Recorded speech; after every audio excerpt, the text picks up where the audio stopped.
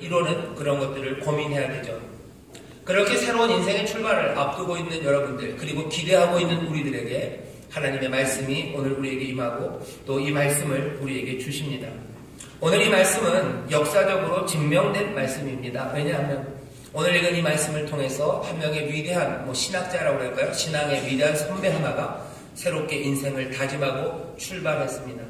많은 사람들이 오늘 읽은 이 말씀을 가지고 삶을 새롭게 만들어가요. 하지만 그 중에서도 가장 유명한 사람은 여러분들도 잘 아는 어거스틴입니다. 어거스틴이 이 말씀을 읽어요. 그리고서는 삶이 변하죠. 여러분들이 아시는 것처럼 어거스틴은 젊었을 때 많은 방황을 했습니다. 그리고 또 어거스틴은 꽤나 공부를 잘하는 사람이었어요. 굉장히 똘똘한 사람이고 그 당시에 학식이 굉장히 높은 사람이었습니다. 그럼에도 불구하고 예수를 믿는 삶, 그 삶이 무엇인지에 대해서 늘 방황하고 있었죠. 어거스틴이 결정적인 회심의 그 자리에서 있었던 말씀이 오늘 로마서 말씀입니다. 어거스틴 친구 하나가, 친구 이름이 폰티키아누스라는 사람이래요. 폰티키아누스라는 사람 친구가 와서 누구의 이야기를 하나 해줬어요. 애국 이집트 사람인데요. 이집트 사람 중에 한 사람은 안토니우스라는 사람이 있었는데 이 안토니우스라는 성자가 그 사막에서 어떻게 살아갔는지 그 이야기를 들려줍니다. 안토니우스는 20살 때 AD 270년이라고들 사람들이 기록을 합니다. 20살 때 하나님의 말씀을 들어요. 그리고 내가 어떻게 주를 따를까 고민하는 가운데 하나님의 말씀, 주님의 인도하심이 있었죠. 안토니우스에게 마음에 박힌 그 말씀은 네 모든 것들을 팔아 다 구제하고 너는 나를 쫓아라 하는 그 말씀을 안토니우스가 자기의 말씀으로 듣습니다. 그리고는 부모님에게서 받은 모든 유산을 다 사람들에게 나눠주고 혼자 사막으로 들어가죠. 거기서 그냥 빵이랑 시냇물 그리고 소금만 먹고 살았대요. 안토니우스가 105살까지 살았답니다. 사막에서 나오지 않아요. 사람들이 찾아오면 더 깊은 사막으로 거기서 온전히 기도하고 또 일하면서 안토니우스가 살아가요. 이 사람 안토니우스는 대단한 학식이 있는 사람이 아니었답니다. 배운 것도 없는 무명의 그리스도인이에요. 그냥 사람들이 안토니우스라고 그 이름만 알죠. 하지만 얼마나 그 사막에서 주님만을 갈망하고 살았는지 그 이야기를 친구 폰타키우누스가 어거스틴에게 해줘요. 어거스틴은 그 이야기를 듣고 눈물이 폭풍처럼 흘렀답니다. 폭포처럼 눈물이 흘러요. 도대체 이 한 사람, 이 젊은이, 아무것도 배운 것 없는 이 사람은 하나님을 얼마나 갈망하고 주를 따르기를 사모했길래 몇십 년입니까?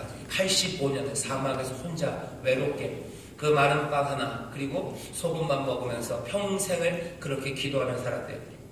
그냥 그 이야기로 여기도 지금 그렇죠. 누구는 감동하시고 누구는 그냥 그런가 보다. 어거스틴은 그때 하나님의 은혜가 임한 것 같아요. 어거스틴은 눈물을 폭풍처럼 흘리면서 달려나갑니다. 달려나갈 때 하나님의 은혜에 또 은혜를 주셨어요. 괜히 아이들이 하는 이야기를 들었답니다. 여러분도 잘 아실 거예요. 집어서 읽어라고 톨레에게 이야기를 들었다죠. 그때 어거스틴이 성경을 펴서 읽었던 말씀이 오늘 읽은 바로 이 로마서 13장 우리의 본문입니다. 13절 14절을 어거스틴이 읽었어요. 낮에와 같이 단정하게 행하고 방탕과 술 취하지 말며 음란과 호색하지 말며 쟁투와 시기하지 말고 오직 주 예수 그리스도로 옷 입고 정욕을 위하여 육신의 일을 도모하지 말라. 어거스틴이 이 말을 듣고서 그 인생이 바뀝니다. 그 전에도 교회는 다니고 그 언저리에서 놀았지만 그때부터 어거스틴의 삶은 완전히 바뀌었습니다. 오늘 역사적으로 증명된 구절이에요. 뭔가 새로운 다짐을 하고 새로운 인생의 출발점이 되는 그 말씀으로 모든 말씀들이 그랬겠지만 오늘 우리에게 주시는 이 말씀이 우리의 삶에도 앞으로 새롭게 인생을 출발하시고 새롭게 다짐하는 여러분들에게 은혜가 되고 또한 지침이 되시기를 주의 이름으로 축원합니다. 오늘 이 말씀이 우리의 삶을 바꿀 거예요. 특별히 1월 새로운 다짐을 하시는 분들, 새로운 출발을 하시는 분들 이 말씀을 잘 들어주십시오. 오늘 이 말씀에서요, 바울은 이 로마에 있는 교인들에게 먼저 한 가지를 확인합니다. 당연히 알고 있을 거라고 생각하면서 하나를 확인해요. 그리고 2개의 명령을 합니다. 바울이 확인하는 건 이거예요. 11절입니다. 또한 너희가 이 시기를 알거니와 그랬어요. 너희들이 이 시기가 언제인지 알지, 지금이 몇 시인지 알지? 라고 묻습니다. 오늘 이 말씀을 읽는 우리에게는 그렇게 들리는 거죠. 지금이 몇 시인지 여러분들 아십니까? 라는 거예요. 여러분들 지금 몇 시인지 아십니까? 찬양대 몇 시인지 아십니까? 9시 28분. 우리 1시간만 버티면 집에 갈 수 있어요? 여러분들 지금이 몇 시인지 물어봐요. 너희가 지금의 시간을 알지 않냐? 라고 묻습니다. 도대체 지금은 몇 시입니까? 지금이 어느 때입니까? 너희가 이 시기를 알지 않냐 얘기합니다. 여기서 이 시기라고 번역된 말이요, 헬라어로는 카이로스라는 말입니다. 여러분들 많이들 설교 때 들으셨을 거예요. 카이로스, 크로노스. 그래서 크로노스는 그냥 시간이 뚝뚝뚝뚝 가는 거예요. 여러분들 크로노 그래가지고 비싼 시계들 보면 크로노 타입이 어쩌고 저쩌고 그런 이야기를 들어보셨을 텐데, 그냥 흐르는 시간들, 연대기적인 시간들을 크로노스라고 합니다. 카이로스 그러면 조금 달라요. 아주 결정적인 시간들이에요. 바울이 얘기하는 겁니다. 지금이 몇 시인지 아냐? 지금이 어떤 시기, 어떤 시대인지 아냐는 거죠. 이 카이로스라는 말이 같이 쓰인 곳이 바로 앞에 있는 로마서 12장입니다. 너희는 이 세대를 본받지 말라 했을 때 그 세대가 이 카이로스를 본받지 말래요. 지금이 몇 시인지 아냐? 지금이 어떤 세대인지 아냐? 너희들 알지? 라고 묻는 겁니다. 혹시 모를까봐 바울이 다시 한번 답을 줍니다. 뭐라고 돼 있어요? 12절입니다. 밤이 깊고 낮이 가까운 시간이에요. 지금은 밤이 깊고 낮이 가까운 시간입니다. 다른 말로 하면 뭡니까? 지금은 어떤 때입니까? 밤이 깊고 낮이 가까운 시기. 결국은 해가 떠오르는 시기예요. 지금은 새벽이다. 지금은 동트는 새벽이라는 거예요. 크리스찬들, 하나님의 사람들은요, 어느 시기를 살아갑니까? 동트는 새벽, 그리고 해가 완전히 떠오르는 그 일출, 그 사이를 삽니다. 이제 주가 온전히 오셔서 해가 완전히 떠버릴 거예요. 그때 모든 것이 다 이루어지고 완성될 겁니다. 지금은 언제? 그 해가 떠오르는 그 새벽의 시기예요. 동이 터오는 시기입니다. 묻는 거예요. 너희들 알지? 지금이 동이 터오는 시기인지 알지? 이제 막 해가 떠오르는 거 너희들 알지? 라고 묻습니다. 그리스도와 함께, 그리스도의 부활과 함께 예수 그리스도가 부활하시면 이제 동트는 새벽이 된 걸 알지? 묻는 겁니다. 여러분들 복음서를 읽어보면 늘 부활은 어디에? 새벽이에요. 어슴푸레한 그때 무덤 문이 열려있어요. 그 사람들 눈앞에 보이는 거는 이제 떠오르려는 해입니다. 이제 해는 여전히 어두움 침침해요. 사위는 어둡고, 하지만 지금이 어느 때인지 압니다. 지금은 동트는 새벽이에요. 여러분들 그런 노래 있습니다. 성창식 선생님이 불렀나요? 보라 동해에 떠오르는 태양, 이런 노래 아시나요? 보라 동해에 떠오르는 태양, 그다음에 누구의 머리 위에 이글거리는.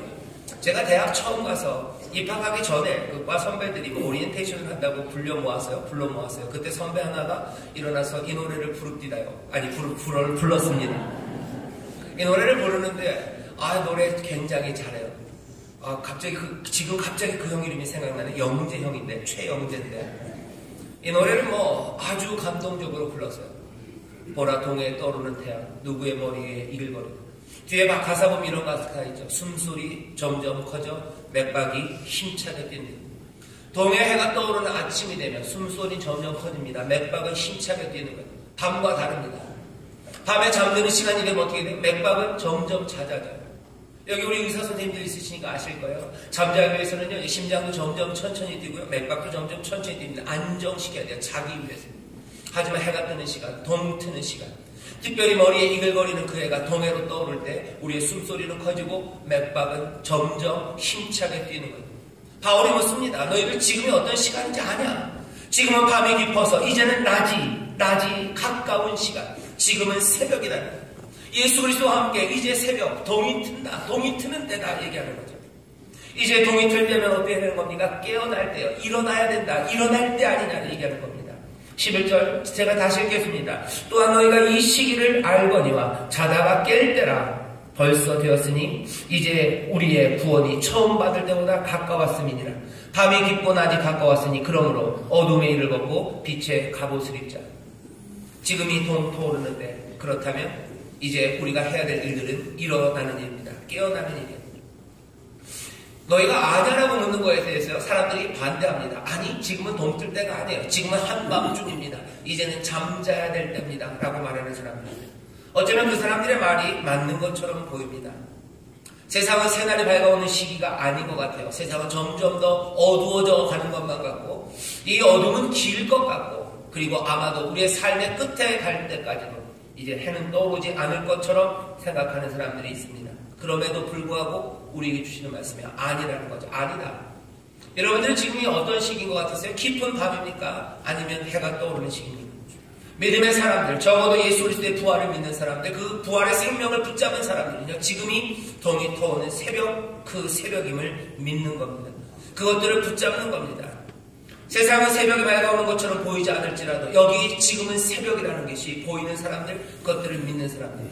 날이 밝아오는 때가 아니기 때문에 우리의 어떤 노력들, 정신적인 노력들, 뭔가 도덕적인 노력들, 새 삶을 만들려고 또 새 세상을 만들려는 변화의 시도들, 그런 모든 것들이 다 헛되이 세상은 보일지 몰라요. 하지만 그건 그 사람들 생각이고 우리는 아닙니다.